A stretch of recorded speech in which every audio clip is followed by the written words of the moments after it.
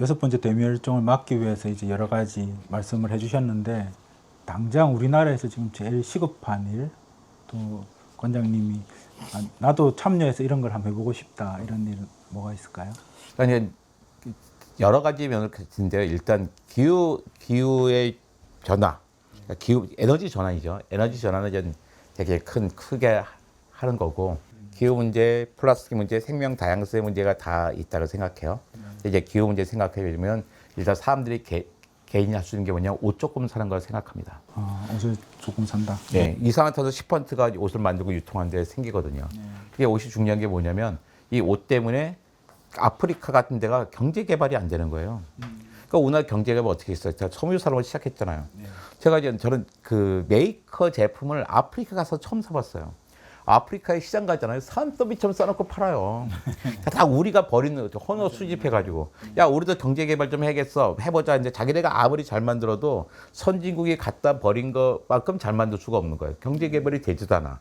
거기다 그냥 거기도 포화 상태가 되니까 어때요? 저 안데스 산맥에다 산더미처럼 쌓아놓고 있습니다. 산 위에다가. 그러니까 쓰레기 문제도 어마어마하게 많이 발생하잖아요. 이산탄소도 생기고. 근데 그러니까 거기 동물들이 이상하게 먹고 죽어나가고 있고. 그 다음에 저는 이렇게 소고기, 양고기 이런 걸 줄이는 것들.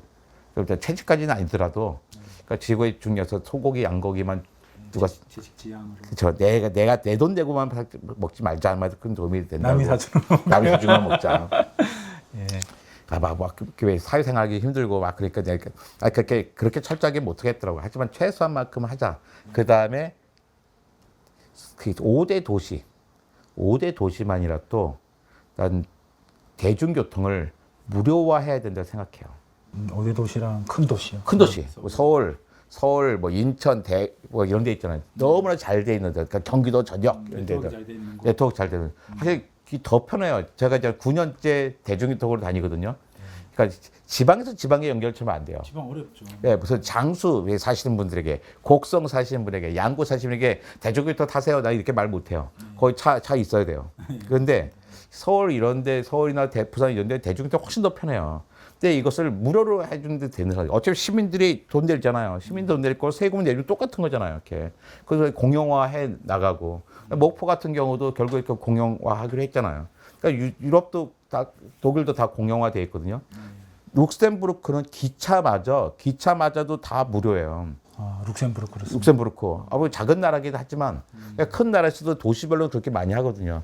그러니까 오슬로 같은 경우는 시내 한복판에 주차비를 하려면 1시간에 8만 원이라고 하더라고요. 그들이 그렇게 잘 사는 건 아니잖아요. 그 부자야? 그럼 돈 내. 바빠? 그걸 갖고 와서 해. 하지만 그게 아니라면 다 대중교통 해. 그 정책을 하면 자가용이 확 줄어들겠네요. 확 줄어들죠. 제가 살았던 보인한 도시도 가장 그 중앙도가 있어요. 그 차가 양쪽에 2차선씩이었어요. 길이 막혀요. 어떻게 하면 길을 넓힐 수가 없어요. 옛날 때 어떻게 넓히라 했더니 길을 줄여버리더라고요. 2차선은 1차선을 줄여버려요. 차선 넓게 하고 이 자전거 줄하고 차가 다닐 수가 없어. 그래서 주차비 높이고. 그러니까 사람들이 잘 안 갖고 오니까 더 잘 빠져야죠. 그러니까 그것도 또 다른 방법일 수 있을 까 생각이 들어요. 그러니까 개인들이 할 수 있는 것들은 저렇게 남자들은 여름에 반바지 입고 겨울에 넥타이 매고 따뜻해지니까. 저는 5월 5일부터 매년 5월 5일부터 추석까지는 반바지. 그러니까 공무원 때도 그래도 막 반바지 입고 많이 다녔어요. 근데 결국에 공무원들 변화를 시키지 못했는데 요즘은 중앙부처 그러니까 과학기술정보통신부 여름에 본부에 있을 때는 청사에 있을 때는 반바지 입고 군바지 된다고 하더라고요. 그러니까 바깥에 나갈 때만 긴 바지 입으라고. 그게 실제로 도움이 많이 됩니다. 그런 것들이. 제일 중요한 건 투표죠. 그러니까 이런 문제를 갖는 사람들이 전문가들이 많아졌잖아요. 전문가들이 제일 중요한 거는 직접 국회에 가는 거예요. 우린 돈도 있고 기술도 있어요. 뭐가 없냐? 정책이 없을 뿐이에요. 정책이 없다는 뜻은 뭐냐면 의지가 없는 건데 세금을 쓸 생각이 없는 거예요. 그러니까 모든 기술이 있으면 뭐예요? 그 기술은 다 비싸니까 어떻게 처음에 세금을 투자해서 값을 낮춰야 되는 거잖아요. 근데 이 세금을 쓰려면 뭐가 필요해? 법이 있어야 되는 거예요. 근데 법은 누가 만드는 거예요? 국회의원이 만드는 거잖아요. 그러니까 정치를 자꾸 나쁜 거라 생각하지 말고 이제 활동하시는 분들이 전문성 가졌어요. 그러면서 사람들하고 친해져가지고 어떻게든 국회에 나가셔야죠. 국회에 가서 그 법들을 만들어 나가야 되는 거죠.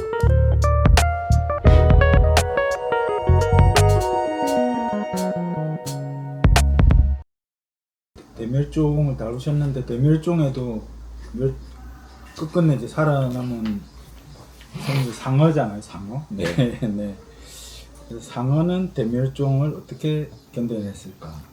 그러니까 상어가 네 번의 대멸종을 거쳤어요. 두 번, 2, 3, 4, 5, 네 번의 대멸종을 거쳤는데 오해하지 마야 될 것은 그 옛날에 살았던 상어가 여기까지 지금까지 살아남은 건 아니에요. 아, 한 상어가 이렇게 네 번에 다 극복한 건 아니죠. 아니죠. 그래서 계속 종들이 바뀌었죠. 계속 대멸종 때 사라진 게 아니라 그냥 평소에 사라진 거죠. 그런데 다른 것들은 어쨌든 속 단위에서 막 사라지고 있는데 예를 들어 상어란 것들은 속 단위가 계속 남아있을 수가 있어. 이건 이제 대단한 거잖아요. 근데 아이들은 비밀이 있어요. 보니까 유연성이더라고요. 네, 유연성. 네. 그러니까 고집하지 않아요. 먹이도 고집하지 않고 서식지도 고집하지 않아요. 환경이 막 바뀌어? 아, 그러면 딴 데 가서 사지 뭐. 먹던 거 없어. 딴 거 먹지 뭐. 이런 된 거예요. 되게 유연해요. 근데 유연하지 못한 생명들이 주로 많이 사라지거든요. 근데 상어는 그 네 번의 대멸종이 다 다른 이유로 대멸종이 올 때 거기를 다 어쨌든 그런 속이, 종속 과목 감을 때 속이 살아남은 거예요. 사실 어마어마한 거예요, 그게요. 근데 그게 그 유연성이에요. 그러니까 제가 마다가스카르에서 봤던 그 여우 원숭이가 있는데 작은 대나무 여우 원숭이와 큰 대나무 여우 원숭이가 있었어요. 네. 근데 작은 대나무 여우 원숭이와 큰 대나무 여우 원숭이는 다 죽순을 먹고 살았어. 네. 문제 없어. 잘 살았죠. 근데 거기 한 2천 몇백 년 전에 사람이 딱 들어갔더니 들어간 다음부터 사람들이 대나무를 가지고 땔감도 쓰고 집도 짓고 했단 말이에요. 가방도 만들고. 가방도 말고 그러니까 대나무가 점점 줄어들기 시작해요. 그러니까 작은 대나무 원숭이는 식성을 바꿔요. 아, 이제 도저히 이제 죽순 먹고 살 수 없겠다. 딴 거 먹자 해서 콩도 먹고 그냥 다시 과일도 먹고 나뭇잎도 먹고 바꿨단 말이에요. 좀 바꿨군요. 예, 근데 큰 대나무 여원숭이는 지조가 있어요. 우리는 큰 대나무 여원숭이는 어떻게 바꿔? 그지? 그냥 저거만 먹어야 돼. 죽순만 먹어야 되는 거예요. 근데 이살로 국립공원이라고 서울시 한 2.5배쯤 되는 커다란 국립공원이 있는데 제가 2012년에 갔는데 거기에 큰 대나무 원숭이가 암수 한 쌍밖에 안 남았어요. 그러니까 그게 이제 또 아빠와 딸이야. 아빠 딸에서 이제 교미도 안 해. 그래서 안 태어나는 거예요. 걔네 지금은 없겠죠. 근데 다행히 큰 날에 거기만 여우원숭이가 아니라 그 당시에 전국적으로 한 60마리 정도 있었다고 했는데 최근에 알아보니까 이제 한 250마리 정도가 늘어났다 하더라고요. 그래서 사람들이 보호해 주니까 걔네가 버티는 거지. 만약에 사람들이 보호하지 않았으면요, 그 마다가스카르의 큰 대나무 원숭이만 싹 다 멸종하고 말았을 거예요. 그 유연성이 없었기 때문인 거죠. 그래서 사람은 유연성이 되게 커요. 서식지도 사실 개미보다 더 넓어요. 개 1만 4천 종의 개미의 서식지보다 아마 사람의 서식지가 더 넓을 겁니다. 그리고 먹이도 그러면 이것저것 가리지 않고 잘 먹고 사람들은 되게 사실은 상어와 비슷해요. 유연성이 되게 큽니다. 그래서 좀 더 잘 버틸 수 있을 거라고 생각을 하죠. 근데 상어는 되게 존경스럽죠, 상어들은. 마지막으로 이제 제목이 찬란한 멸종이잖아요. 네. 그래서 이게 관장님 지으셨나요? 이 찬란한이라는 이 수식어가 뭔가 의미심장한데. 네. 저는 찬란한 멸종의 찬란한 생각했죠. 제목은 제가 정한 건 아니에요. 찬란한 멸종의 책에 나오긴 하지만, 근데 그 마케터가 정한 이름이 찬란한 멸종으로 왔어요. 그때 내가 그래 이거야 그랬어요. 네. 아, 그래. 내가 말하고 싶은 게 바로 이건데 난 차마 멸종에 찬란하다고 붙여서 제목을 붙일 생각 못했는데 찬란한 멸종을 딱 붙이고 나니까 그때 흔히 말하는 왜 야마가 잡히는 거잖아요. 딱 그래 내가 말하고 싶은 게 바로 이거였던 거지. 그러니까 멸종은 나쁜 게 아니다. 저는 공룡을 좋아해요. 하지만 공룡같이 살고 싶은 생각은 눈꽃만큼도 없어요. 공룡이 다 사라졌기 때문에 생태계 빈자리에 우리가 생길 수 있었던 거예요. 그러니까 멸종은 그러니까 나쁜 게 아니에요. 다음 세대의 생명들에게 자리를 물려주는 거예요. 이 자리에 둘이 살 수는 없거든요. 그러니까 생태계 누군가 사라져줘야 생태계 빈자리 생겨서 새로운 생명이 생기는 거잖아요. 그러니까 멸종이 있어야 진화가 일어날 수 있단 말이에요. 그러니까 내가 멸종당하지 않는 게 중요한 거지. 인간이 등장하기 전까지 생명의 멸종이 뭐가 문제겠어요. 이거 또 오해하시면 안 돼요. 그럼 딴 생명의 멸종도 괜찮다는 거 그렇지 않아요. 달팽이, 지렁이, 풍뎅이, 집밥꿀이 다 중요해요. 예전에는 누가 나다 멸종됐잖아요. 그 자리에 누가 생겨났어요. 또 멸종은 또 생겨나고. 그런데 산업혁명 이후는 멸종수도 너무 빨라지다 보니까 누가 멸종한 자리에 누가 생기기 전에 또 멸종돼 버려. 그래서 먹이 그물 생명망이 라이프 웹이 되게 느슨해졌어요. 옛날 같으면 왜 모기장 같이 촘촘한 그물이라면 몇 군데 끊어져도 이 그물로 고기를 잡는 데 문제 없을 거예요. 근데 축구 골대 네트처럼 느슨한 생태망이 돼버렸어. 몇 군데 끊어지면 어떡해요? 고기 못 잡수다 다 새나가지. 지금이 딱 그런 생태계가 된 거예요. 그래가지고 이제 멸종이 지금은 너무나 두려운 일이 됐어요. 그래서 내가 모르는 생명의 멸종도 있으면 안 돼. 너무나 걔가 멸종되면 우리 인간도 멸종될 것 같아. 이런 거예요. 그러니까 지금까지 살았던 생명체의 90%는 찬란하게 멸종한 거예요. 자기 종의 수명을 다 누리고 슬그머니 사라지면 그 자리에 다음 생태계를 다음 생명에게 물려줬기 때문에 10% 정도의 생명체들은 찬란하지 못했어요. 정류해고 당같이 사라졌단 말이에요.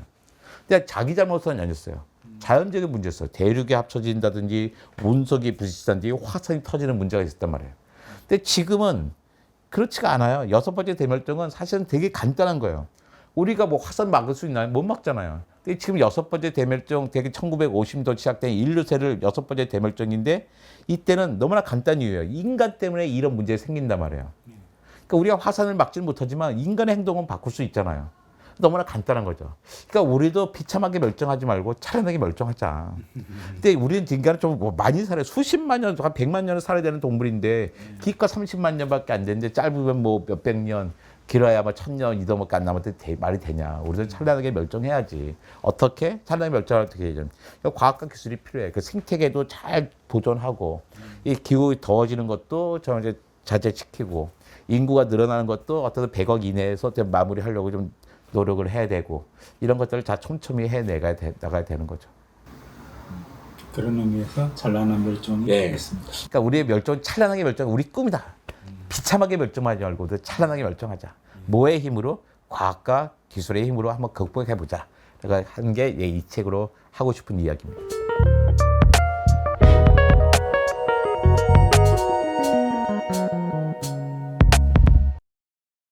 어쨌든 뭐 한 20년 동안 계속 띄엄띄엄 뵙고 네. 이런 이야기 저런 얘기 나눴는데 저는 이제 이 책 읽으면서 그 장면들이 많이 떠올랐어요. 관장님이 15년 전에 이런 말씀하셨는데 10년 전에 이런 책에 관해서 말씀하셨는데 그래서 그런 것들이 차곡차곡 쌓여서 이렇게 집대성된 책이 아닐까 그런 생각이 들고요. 그래서 제 개인적으로는 이건 시작에 불과하다. 앞으로 훨씬 더 재밌고 이렇게 의미 있는 작품들을 많이 써주실 것 같습니다.